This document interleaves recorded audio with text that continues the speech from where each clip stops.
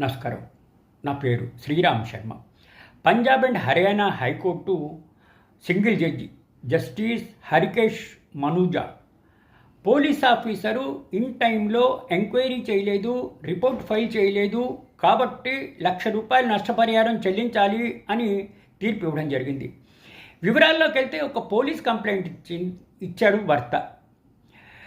సంవత్సరం అయినా కూడా ఇంకా అలాగే పెండింగ్లో పెట్టుకుని డ్రాగ్ చేశాడు.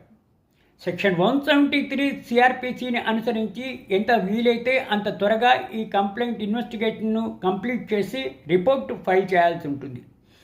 ఇట్లా డ్రాగ్ చేశాడు కాబట్టి 1-2 సంవత్సరాలు కూడా ఇట్లా అయింది కాబట్టి దీని పూర్తి బాధ్యత సదరు పోలీస్ ఆఫీసరే అని చెప్పేసి ఇట్లా నష్టపరిహారం చెల్లించాలి, ₹1,00,000 ఖర్చులు కట్టాలి అని చెప్పేసి సదరు పోలీస్ ఆఫీసర్కి కోర్టు ఈ విధంగా ఆదేశాలు ఇవ్వడం జరిగింది.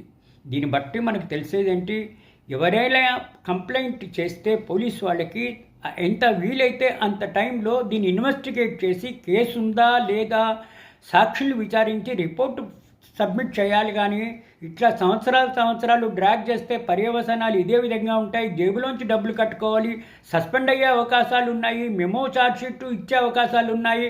కాబట్టి నా అడ్వైజ్ పోలీస్ ఆఫీసర్లు కంప్లైంట్ రాగానే అతి త్వరగా ఇన్వెస్టిగేట్ చేసి రిపోర్ట్ సబ్మిట్ చేస్తే ఇరుపక్షాలకి బాగుంటుంది అని చెప్పడానికి ఇది తీర్పు చక్కటి ఉదాహరణ.